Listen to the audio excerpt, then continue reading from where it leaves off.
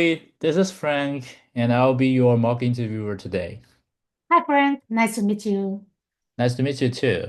Thanks for joining the behavioral question mock session. The structure of this session is I will ask you a couple of questions with some follow-ups. After each question, I will pause and provide you with the feedback as well as how to refine your answer. So this will help you quickly identify the red flags and improve your answer. With that said, let's start the session. Could you tell me a little bit more about yourself and the vision of your current team? Sure. Thanks, Frank. My name is Julie, and I've been at Google for about 10 years now, mostly focused on infrastructure and reliability. I recently transitioned into more of a tech lead role within our internal developer platform org. Our team's vision is to enable engineering productivity across Google. We are building tools and frameworks to make developers more efficient, reduce cognitive overhead, and allow teams to ship faster. Great. That sounds interesting. Can you tell me more about, a recent project that aligned with that vision and what was your role? Yeah, one of the major initiatives I led was around improving our CI/CD pipeline. It had a lot of friction, and developers were spending too much time dealing with flaky tests and long build times. We created a new internal task orchestrator service to help reduce some of that friction. I drove the architecture for that project, coordinated with infra teams, and worked with a few front-end engineers to integrate the new service into our developer console. Sounds like a solid effort. What kind of the impact did this project have? Did you track any metrics like building time reduction or developer adoptions? Mm, We didn't formalize specific metrics per se, but we did get a lot of positive qualitative feedback from teams. People were happy they didn't have to return flaky tests as much. I think adoption went pretty well. We had multiple teams switch over in the first few months. Interesting. So, how do you know the solution was successful without specific metrics? Well, you could see people talking about it in internal chat channels, and they started tagging our team whenever others had test pain points. Also, we got invited to share our work at an internal productivity summit. So I took that as a signal that our work had high visibility. Hmm. So let's dig a bit into the developer productivity angle. Did you estimate or track how much time developers were saving due to this new task orchestration system? We discussed trying to track that early on, but we were pretty busy trying to get the MVP out. I think it definitely helped, especially for large code base that had a lot of wacky integration tests. Teams told us their pipelines felt smoother, but we didn't do a formal time savings analysis. Got it. Did you have any kind of dashboards or telemetry to track usage or error rates in the new system? We have some basic logging and dashboards to make sure things didn't break, but it wasn't super detailed. Mostly error rates and latency. We didn't really track user satisfaction or compare pipeline runtimes before and after. Understood. If you were to do this project again, would you approach measurement differently? That's a good question. I think so. Looking back, I think having some solid KPIs would have helped us communicate the value better, especially when trying to get more teams to adopt. But at the time, we were mostly focused on shipping the project. That makes sense. So at Meta, we are often expected to quantify the business or engineering impact clearly. How would you approach measuring developer efficiency if you were launching a similar system here? Hmm. I suppose we could try to measure build times before and after integration.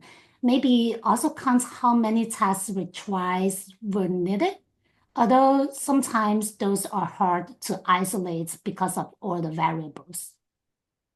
Maybe we'd also run a developer survey after a few months. I've seen some teams do that. Those are very good starting points. So one more question here. What was the broader org level goal of this initiative? Was it tied to any OKRs or business outcomes? I think the org was generally focused on increasing internal engineering velocity. This was part of that broader theme, but I don't think we had a direct OKR that track track this project's metrics. It was more of a supporting piece that aligned with a couple of high-level objectives. I see. Well, thanks for walking me through that. Before we move on, would you mind if I helped you reshape your story a little bit? I think there is a pretty strong foundation in my mind, but just needs a few tweaks to make your impact clearer. Yeah, I'd appreciate that. Awesome. So first thing first, let's try applying the STAR method, which is situation, task, actions, and results to anchor the story. I also noticed the details from your story, so here's what I heard. From the situation perspective, I would say this is related to the developer productivity was suffering due to a long build times and flaky tests. Builds usually took like 25 to 30 minutes, and about 20% of them failed due to the infrastructure issues.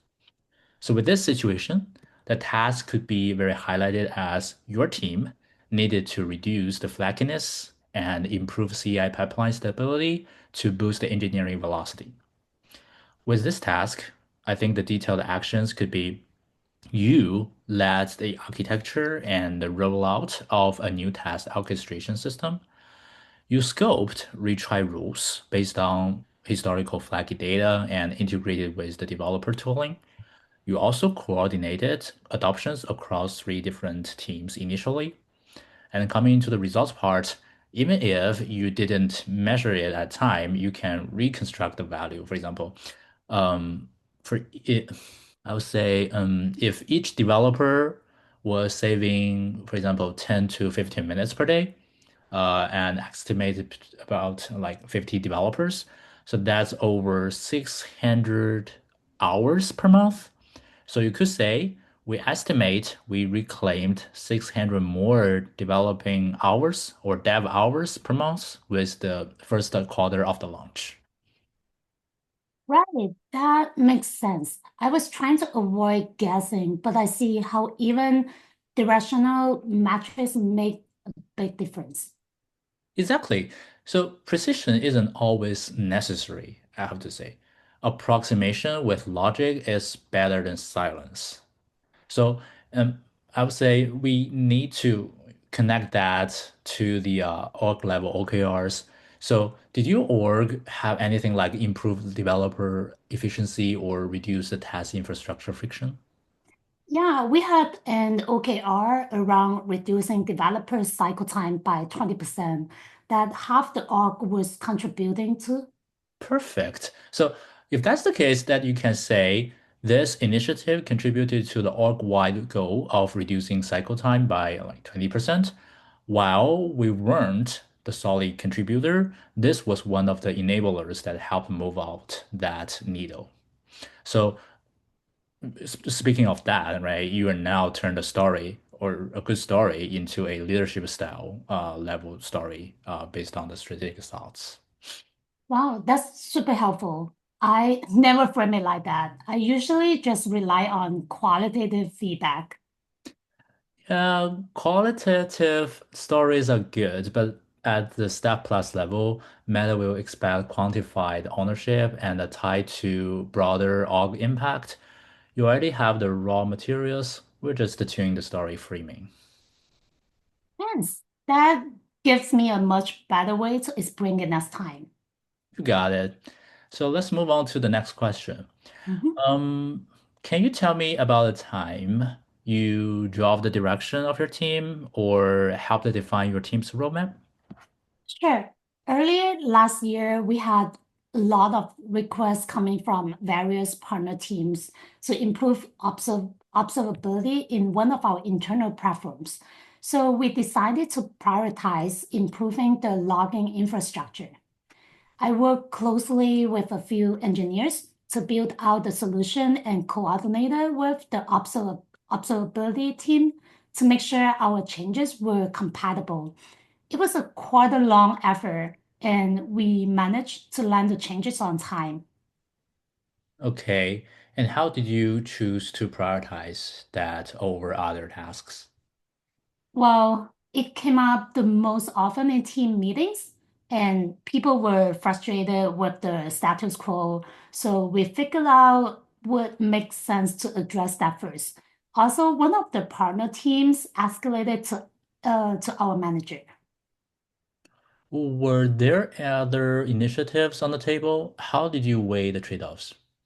Yeah, there were some ideas floating around, like moving to a new build system or exploring AI-driven diagnostics, but we didn't have capacity. So we focused on the observability problem since it seemed the most urgent. I see. Was there a documented roadmap or a framework you used to drive that decision? Not really. It was more driven by demand and what was noisy at the time. Got it. Did you discuss your prioritization decisions with leadership or cross-functional stakeholders to align on the goals? Not formally. We share updates during bi-weekly team things, and our manager was looped in, but we didn't really do a roadmap review or anything at that level. Most of the coordination happened ad hoc. Understood.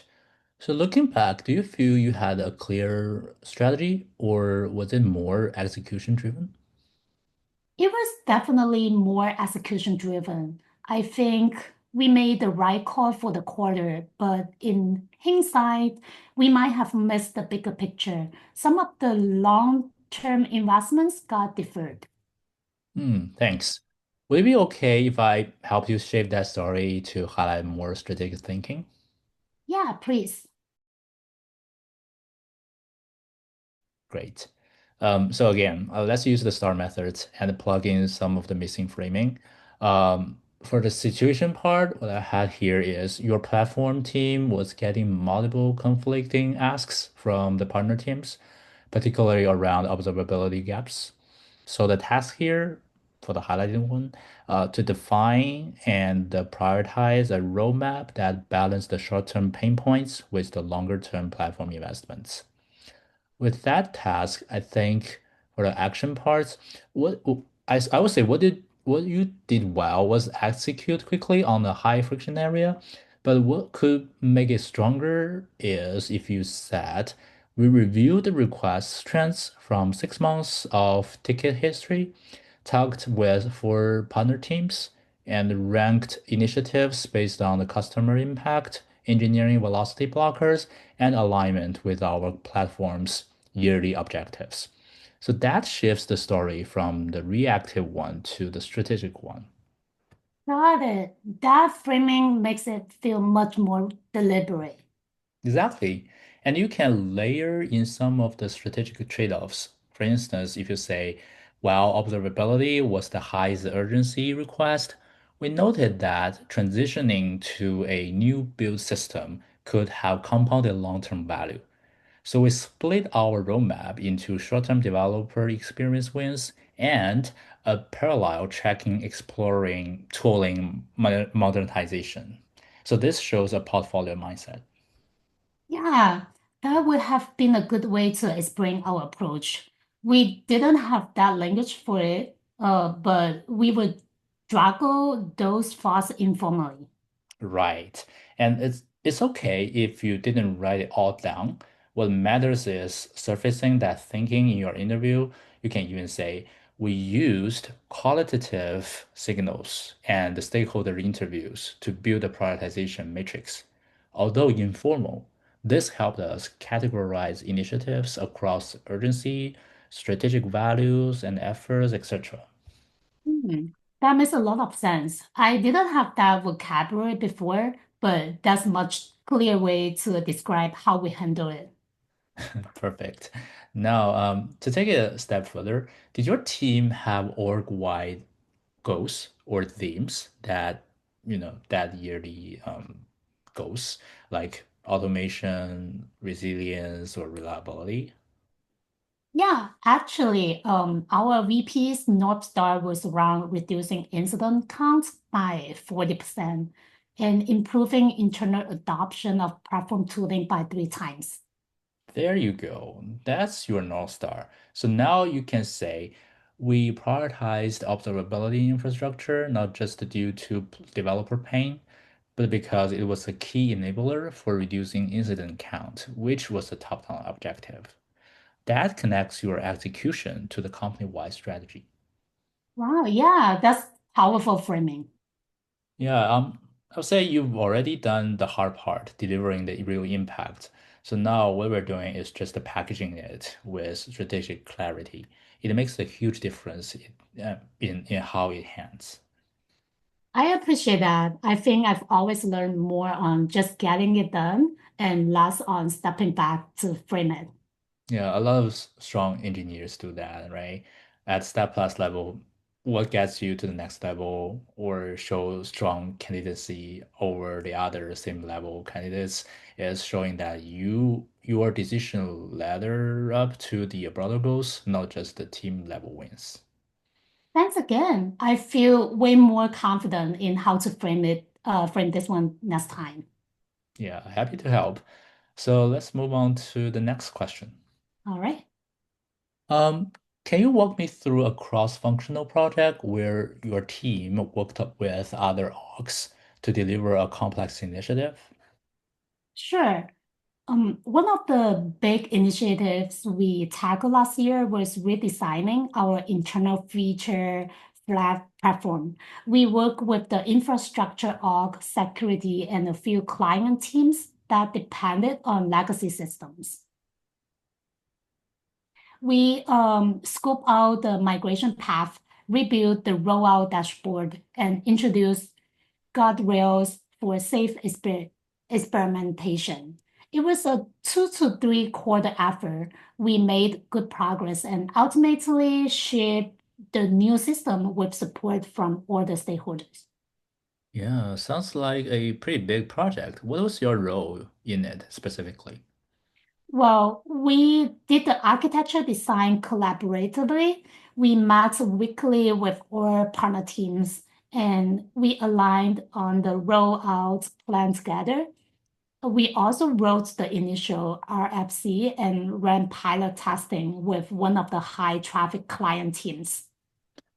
Mm, I hear a lot of we's in your answer. Can you tell me more about your personal ownership in this project? Right. So I help facilitate the stakeholder meetings and wrote some of the early code for the new rollout dashboard. Also, I work with the security team on the new permission model and supported one of the launch reviews. Got it. So if I had talked to your manager, what would they say your biggest contribution to this project was? They happily say I was a strong glue person. I connected the dots between teams, made sure people stay aligned, and moved the project forward. But I wasn't the only one. Everyone on the team played a big part. Understood. Would it be okay if I coach you a little bit on how to tighten your story with clearer ownership? Definitely. Great. So here's the thing. Collaboration is critical, but at the staff level, Meta wants to see not just how the team succeeded, but how you created leverage or unblocked things others couldn't. So here's how you might reframe within the STAR method.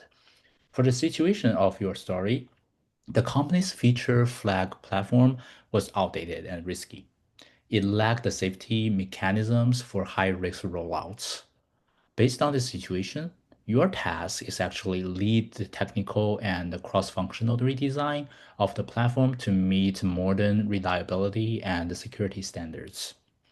So in the action parts, like I asked you, right, you should emphasize your I contribution instead of we. So maybe you can rephrase that into I initiated the migration by performing a gap analysis across 12 services, authored the core RFC that defined the rollout architecture, and led the weekly stakeholder alignment syncs. I also personally redesigned the permission model in collaboration with security and handled the launch review to secure VP level sign off. Coming to the result, then you can say that this reflects the measurable impact. For example, the new system supported over 150 feature flag experiments within the first quarter of the launch, with like 100% rollback safety and zero production incidents. And I was credited by leadership for unblocking one of the highest risk migrations of the year. Wow, that really clarifies it. I think I was being too humble or just defaulting to team language. Yeah, that's super common, right? Yeah. Team language is great in execution, but when talking about step plus scope, especially in the interview, you need to highlight your decision making, influence, and the problem solving capacities. So Meta's bar for the leadership includes technical ownership as well as the accountability. Makes sense. I would be more deliberate about balancing we with I when it counts. Yeah, coming to that, yeah, exactly. I agree. Coming to that, I think you can say a mix for both. For example, while the architecture was a team efforts, I led the design of the rollout safeguards and drove adoptions with the top three latency sensitive services. So in that way, you are fair but not invisible. Got it. I feel like I have a much better lens on how to explain that now. Yeah, you absolutely do. And remember, being explicit about what you drove doesn't diminish your team. It shows your technical leadership. That is very, very significant. Mhm. Cool, great. Hopefully, Okay. this gives you some supports and the different eyes on the answers. And good luck to your next interviews. All right. Thank you so much. Thank you.